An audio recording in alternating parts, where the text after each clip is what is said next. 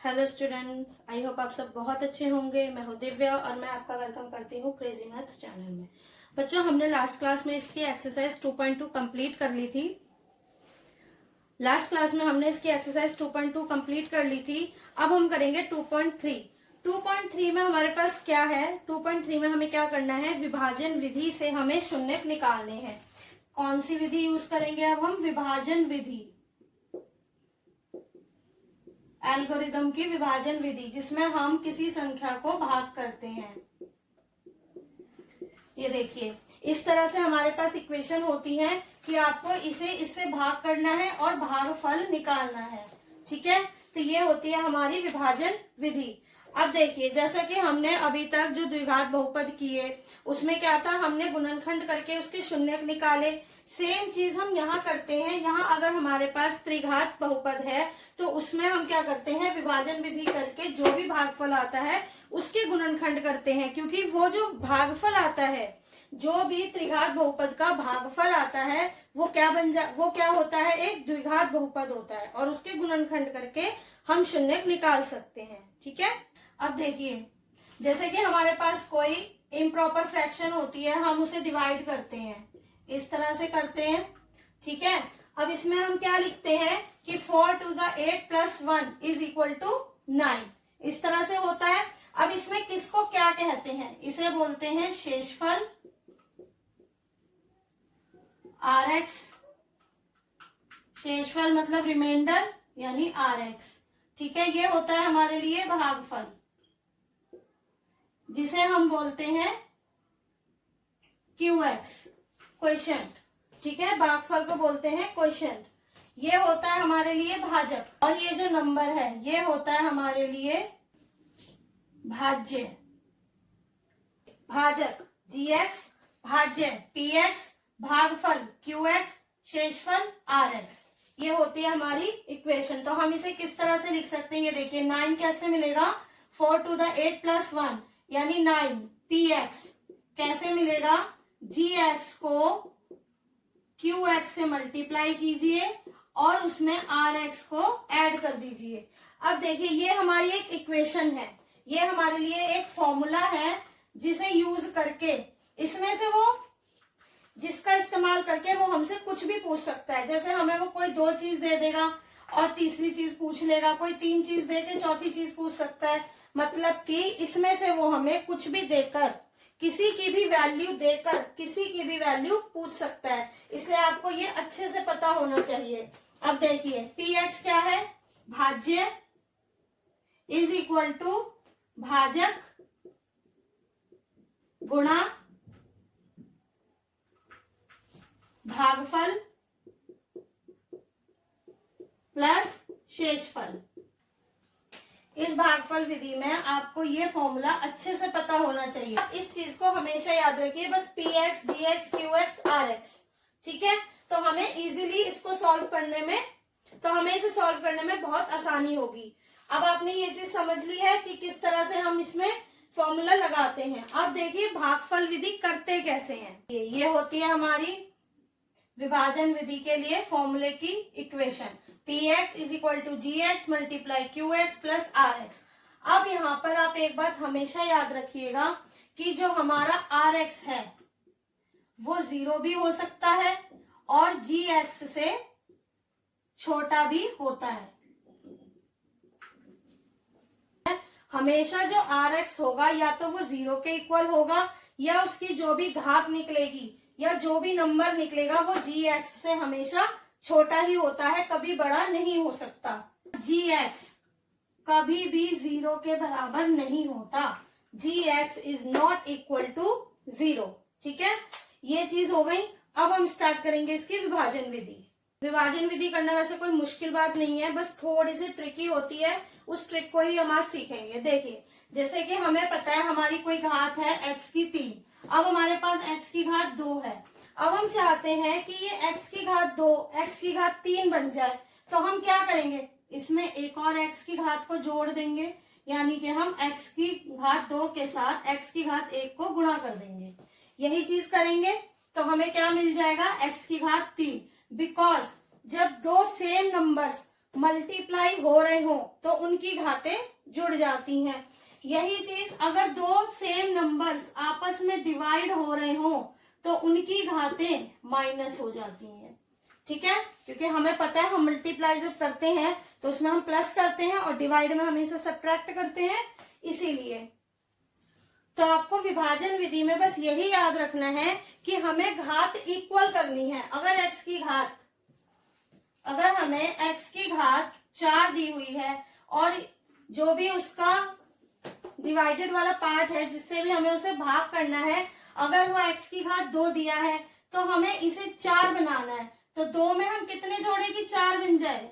2 में हम 2 ही जोड़ेंगे तो 4 बन जाएगा।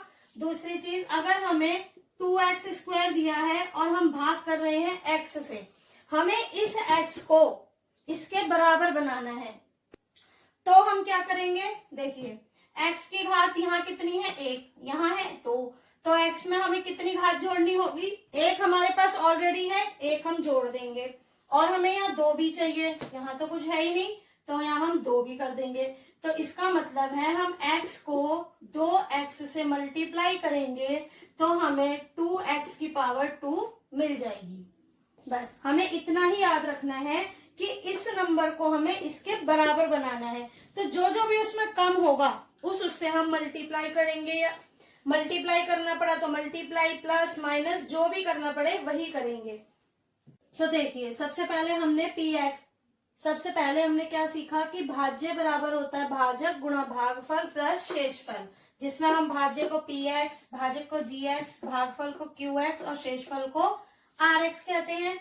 इसमें आप देखिए वो ये 4 चीजों में से कुछ भी देगा और एक चीज हमसे इसमें से पूछेगा। जैसे उसने हमें ये दे दिए, हम भाज्य कैसे निकालेंगे? अगर उसने कहा भागफल और भाजक ये है, शेषफल 0 है, तो बताइए भाज्य क्या है? अगर भाज्य भाजक और भागफल दे दे और शेषफल पूछ ले, तब हमें इनकी वैल्यूज पुट करके लेफ्ट साइड करके कि कौन सी वैल्यूज को लेफ्ट ले जाएं, किसे राइट लाएं, फिर हम उस चौथी चीज का पता लगा सकते हैं कि वो हमारे लिए कौन सा बहुपद होगा। यहाँ पर सभी हमारे लिए बहुपद होते हैं, चाहे वो रैखिक हो, द्विघात हो, त्रिघात हो या फिर उससे भी ज्यादा। ठीक है, होंगे सभी बहुपद, क्योंकि यहाँ हम कर रहे हैं विभाजन विधि एल्गोरिदम की, जिसमें सभी हमारे लिए बहुपद होते हैं। दूसरी चीज हमने सीखी कि अगर हमें x पावर 4 बनाना है तो x² को कैसे पावर 4 बनाएंगे। तो देखिए जब हमारे पास 2 है, हमें 4 बनाने के लिए कितनी चाहिए? 2 और चाहिए, तो हम वही उससे मल्टीप्लाई कर देंगे तो हमें वो नंबर मिल जाएगा। अब हम सीखेंगे इसकी तीसरी चीज क्या है? प्लस और माइनस। देखिए हम सभी जानते हैं प्लस माइनस जब आपस में साथ में होते हैं तो उनके साइन चेंज हो जाते हैं। जैसे अगर हमारे पास -4 माइनस माइनस का 2 है तो हम कैसे लिखेंगे इसे? ये देखिए माइनस माइनस क्या हो जाते हैं? प्लस, फिर ये प्लस माइनस क्या होगा? माइनस। ठीक है, इस तरह से करते हैं हम। अब यही चीज अगर बहुपद में आ जाएगी तो उसे कैसे करेंगे वो हम देखते हैं। जैसे हमारे पास -4x² प्लस 2x होगा, जब हम इसे भाग करेंगे तो हमारे पास नीचे आ जाएगा -4x² माइनस 4x, इस तरह से आएगा। अब हमें इसे माइनस करना है तो देखिए हमेशा जो भी नीचे वाले नंबर का साइन होगा वो चेंज हो जाएगा, चाहे आप उसे वहीं पे कीजिए चाहे रफली कीजिए, वो आपकी मर्जी होगी, बट इसका साइन हमेशा चेंज होता है। देखिए करते तो हम इसे माइनस ही हैं, ठीक है, इसीलिए प्लस कभी भी अपने साथ वाले अगर दोनों ही प्लस के होंगे तो कोई साइन चेंज नहीं होता, लेकिन अगर माइनस प्लस के साथ जा रहा है तो भी वो साइन चेंज करेगा और माइनस माइनस के साथ जा रहा है तो भी वो साइन को चेंज करेगा, क्योंकि माइनस प्लस माइनस होता है और माइनस माइनस प्लस होता है। इसके लिए मैंने क्लास दी है अलग से कि प्लस माइनस कैसे ब्रैकेट्स ओपन करके हम सॉल्व कर सकते हैं या कौन से साइन से किस साइन को चेंज किया जा सकता है, तो उसका लिंक मैं डिस्क्रिप्शन बॉक्स में दे दूंगी, आप वहां से उसे देख सकते हो। तो इसमें क्या है ये देखिए, जब ये साइन देखिए -4x² और ये भी है -4x², हमें इसे क्या करना है? माइनस, तो ऑब्वियसली ये माइनस और ये माइनस क्या हो जाएंगे? प्लस। ठीक है, तो ये हमेशा होता है तो ये हो जाएगा 0। ठीक है, अब यहाँ देखिए 2x और माइनस का 4x, अब ये भी माइनस हो रहे हैं तो माइनस माइनस क्या हो जाएगा प्लस। ये देखिए तो अब हमारे दोनों ही नंबर प्लस के हो गए तो ये हो गया 6x। और एक चीज हमेशा याद रखिएगा, जब भी हम बहुपद करेंगे सॉल्व विभाजन विधि से, तो जो पहला नंबर हम लेते हैं वो हम उसे उसके बराबर ही बनाते हैं। उसका साइन भी सेम होना चाहिए, उसकी संख्या भी सेम होनी चाहिए ताकि वो आपस में, ठीक है, हम इन दोनों को हमेशा सेम बनाते हैं जो भी हमारा पहला नंबर होता है, ताकि वो आपस में कट जाए। ये होती है तीसरी चीज। हमेशा ये बात याद रखनी है जब भी हम किसी को डिवाइड करेंगे। ये देखिए जो भी हमारा पहला अक्षर, जो भी हमारा पहला नंबर होगा उसे इस पहले नंबर के बराबर करना है। तो कैसे करेंगे, ये देखिए पहले हम देखेंगे x कितने हैं। तो यहाँ देखिए x है 1 और यहाँ है 2, हमें एक और चाहिए। उसके बाद यहाँ पे 1 है लेकिन हमें तो -9 चाहिए, तो यहाँ -9 लिख देंगे। बिकॉज ये सेम नंबर इसलिए आया है क्योंकि यहाँ पर 1 है। अगर यहाँ पर कोई और नंबर होता तो हम इन दो नंबर्स को आपस में डिवाइड करते, फिर हम देखते कि हमें क्या नंबर मिलेगा। तो यहाँ देखिए ये हो गया माइनस, सेम आ जाएगा ताकि हमारा ये नंबर आपस में कट सके। अब ये देखिए माइनस प्लस क्या हो गया माइनस। दूसरी चीज हमें ये ध्यान रखनी है कि ये चर है या अचर। जैसे यहाँ x की घात अब हमें 1 ही मिलेगी क्योंकि इसके पास कोई x नहीं है, तो हमें इससे एक उसी के नीचे लिखना है इसे जिसकी घात 1 होगी। तो ये देखिए 9 चौक 36 और x अकेला है बस। अब हम इसे सॉल्व करेंगे। हमेशा याद रखना जब भी नंबर और साइन चेंज हो, जब भी नंबर और साइन सेम हो तो वो आपस में कट जाते हैं हमेशा। ठीक है, ये देखिए इसके साइन भी सेम है और नंबर भी सेम है, घाते भी सेम है।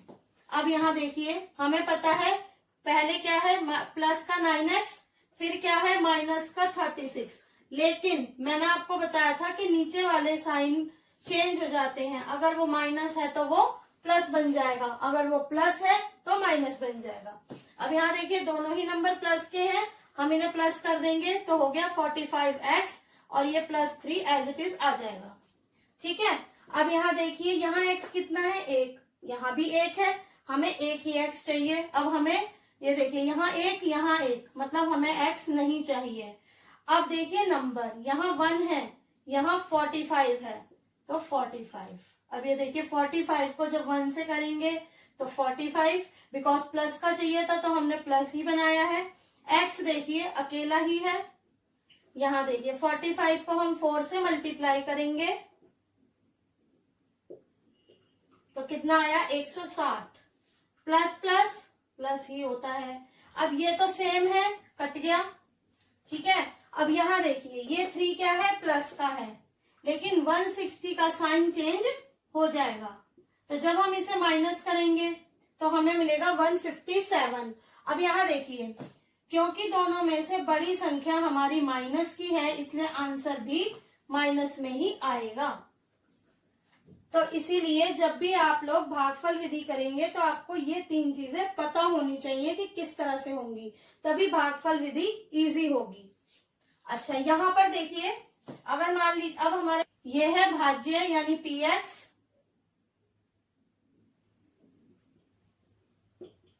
ये है भाजक मतलब qx, ये जो निकला है ये है भागफल माइनस का 9x + 45 और शेषफल क्या निकला है माइनस का 157। ठीक है, इसमें से वो हमें कुछ भी दे देगा और कुछ भी पूछ लेगा, आपको पता होना चाहिए। अगर वो कहे बताइए शेषफल क्या होगा, तो क्योंकि ये दोनों सबसे पहले देखिए ये मल्टीप्लाई हो रहा है डिवाइड हो जाएगा, ये प्लस हो रहा है ये माइनस हो जाएगा। इस तरह से इक्वेशन सॉल्व होती है।